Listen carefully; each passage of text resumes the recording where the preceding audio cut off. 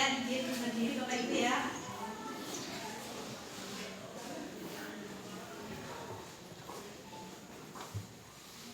Perkenalkan, saya di sini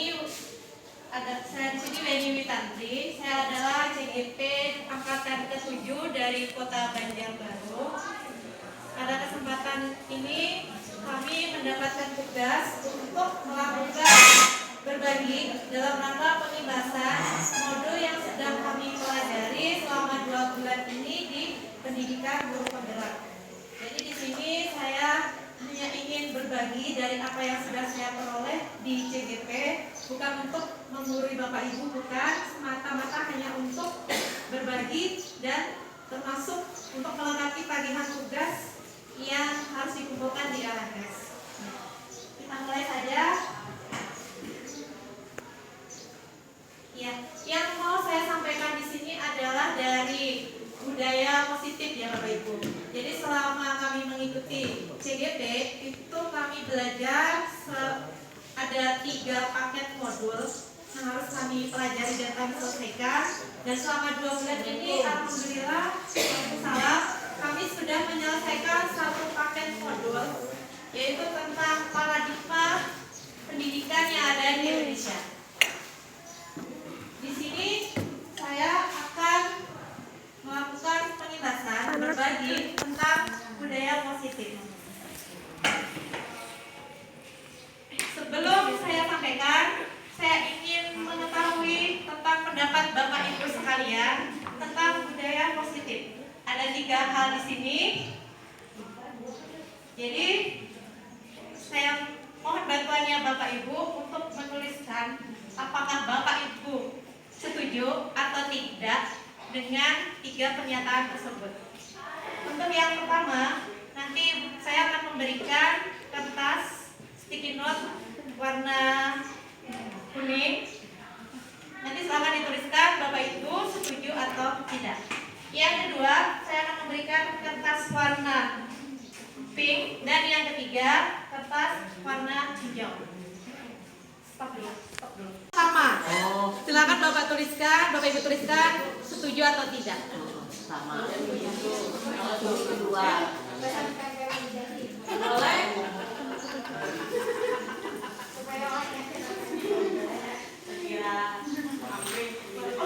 Beri nama. Banyaknya aja buat tidak sudah dulu. Sudah dulu. Oh, anak yang bikin. Mendaftar sekolah.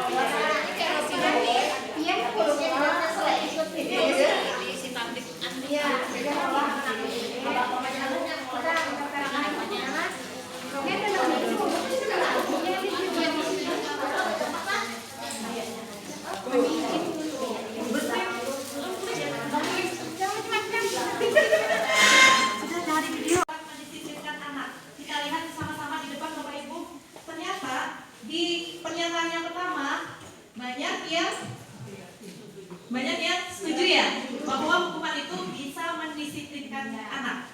Yang kedua, pemberian hukuman dengan hal positif seperti kebersihan dapat meningkatkan kedisiplinan.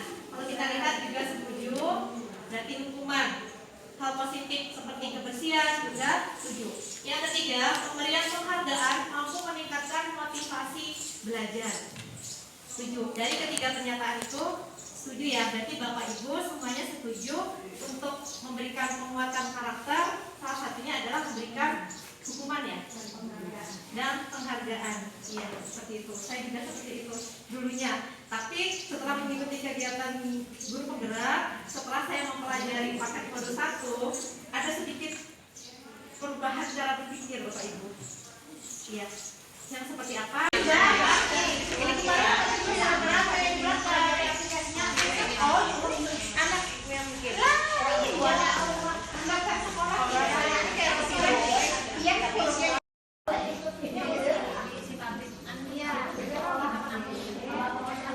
Kita lihat sama-sama di depan Bapak Ibu. Ternyata di pernyataan yang pertama banyak yang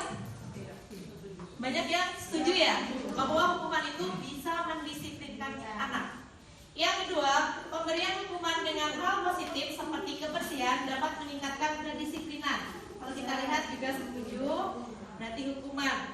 Hal positif seperti kebersihan juga. Untuk menuju ke budaya positif, ada 3 langkah yang bisa kita lakukan. Yang pertama adalah dengan melakukan perubahan paradigma pendidikan yang seperti yang pemikiran Ki Hajar Dewantara tadi. Kemudian yang kedua, kita mencoba untuk tahu apa sih kebutuhan dasar siswa kita sehingga kita bisa memberikan pelayanan, kita bisa berpihak kepada murid. Dan yang ketiga, dengan tentunya menerapkan disiplin positif. Perubahan paradigma yang seperti apa? Menurut Diana Gosen, ada 4 ilusi. Ilusi itu ibaratnya seperti angan-angan ya, tidak nyata. Ada ilusi di situ. Yang pertama, ilusi bahwa guru mengontrol. Kita pun juga sama memiliki kebutuhan akan kebebasan, bebas untuk belajar. Dengan cara seperti apa? 2 hal, kira-kira menurut Bapak Ibu, yang mana ya kira-kira yang menunjukkan definisi dari disiplin positif? Yang pertama, ada tindakan membuat siswa patuh dan taat pada aturan sekolah. Dan yang kedua, belajar kontrol diri dengan menggali potensi agar tercapai tujuan mulia yang diinginkan sesuai dengan nilai yang berharga. Sudah atau belum kira-kira ya? Sudah ya Bu ya? Berarti sudah maksimal budaya positifnya? Belum. Oh, sudah terbentuk, sudah mulai terbentuk tapi belum maksimal ya. Artinya di situ pasti ada hal-hal baik dari siswa kita, ya kan? Yang bisa itu menjadi potensi untuk menuju ke terwujudnya budaya positif. Bisa dilanjut Bu? Ya, sebelum kita ke budaya positif, kita dasarnya dulu dari filosofi pendidikan seperti kita ketahui sendiri. Bapak nilai kebajikan tadi, setiap siswa punya hal positif, hal baik yang disebut dengan nilai kebajikan. Nilai kebajikan itu apa? Jadi setiap manusia itu tidak ada yang terlahir semuanya dalam kondisi baik ya Bapak Ibu. Semuanya punya karakter baik. Iya Bu? Iya. Baik lagi.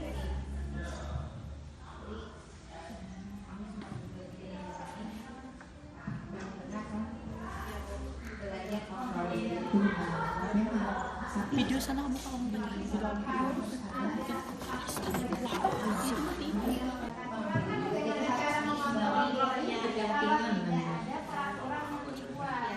Jadi kontrol diri itu diperlukan sebuah peraturan sekolah ya, tata tertib. Iya. Lanjut.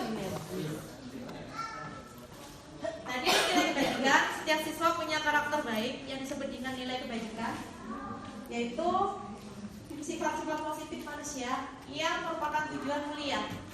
Intinya tidak ada siswa itu yang tidak baik. Mereka tidak punya yang bercita-cita untuk menjadi orang yang tidak baik. Semuanya pasti bercita-cita untuk menjadi orang yang baik. Iya, baik sekali Ibu. Jadi itu yang namanya nilai kebaikan. Pasti ada nilai kebaikan di dalam diri manusia ini sendiri. Kalau kita sebagai negara yang berlandaskan Pancasila, ya kan, kemudian kita juga IKM, nilai kebajikan yang ditekankan itu yang dikenalkan dengan P5 ya Bapak Ibu ya. Yang ada kita proyek P5 itu adalah penguatan karakter dari nilai kebajikan. Tentunya nilai kebajikan yang berlandaskan pada Pancasila. Ada 5 membuat surat pernyataan ditulis sebanyak berapa kali, 10 kali atau 100 kali. Itu apakah hukuman atau masuk konsekuensi Bapak Ibu? Hukuman ya? Oh, hukuman. Ya. Tapinya gimana Bu? Iya. Kesalahan.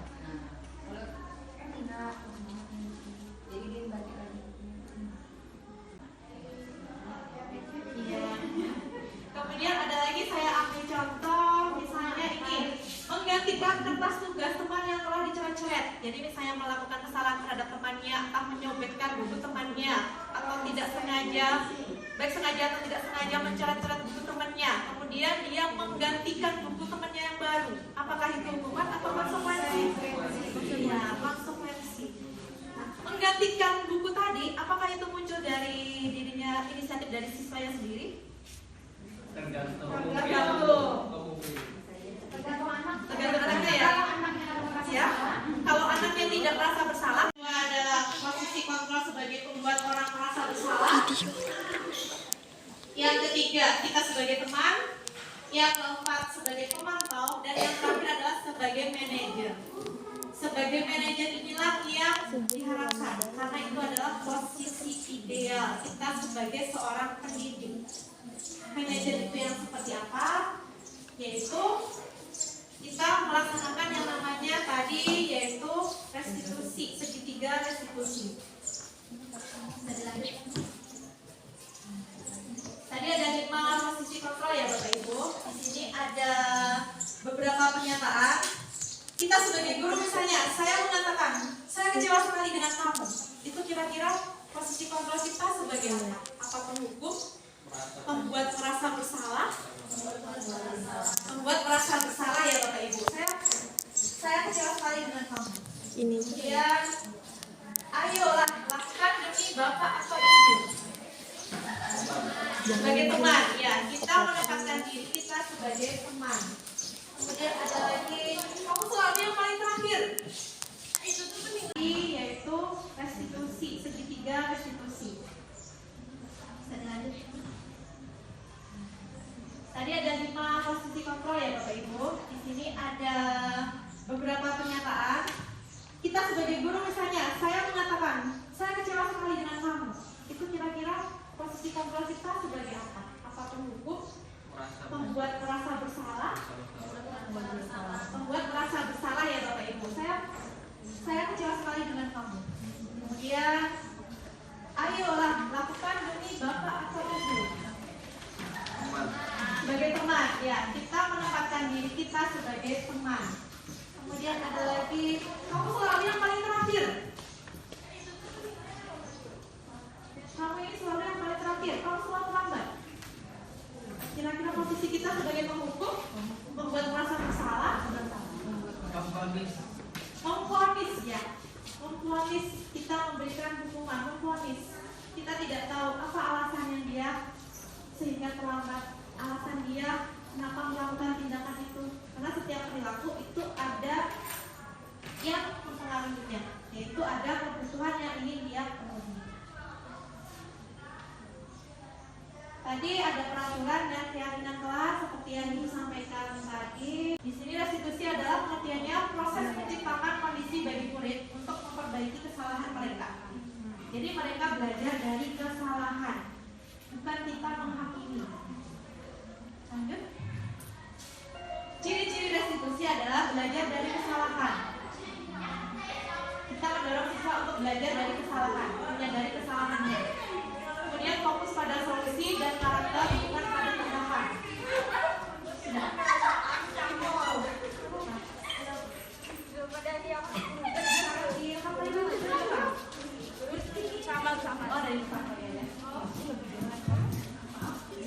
Yang ketiga, mencari kebutuhan dasar yang mendasari tindakan. Dan yang keempat, merupakan tawaran bukan paksaan. Jadi kalau siswa berbuat kesalahan, kita tidak menghukum, oh kamu buat salah ini, kamu hukumannya ini. Bukan seperti itu. Restitusi bukan seperti itu Bapak Ibu. Ya, jadi tadi ketika siswa belum menyadari akan kesalahannya, peran kita sangat penting di situ. Kita sebagai guru itu memiliki 5 peran kontrol di sini dalam mengendalikan atau perilaku, bukan mengendalikan tapi memperkuat karakter perilaku siswa. Ada 5 posisi kontrol yang sebagai perbendaharaan bagi guru untuk menyikapi keadaan.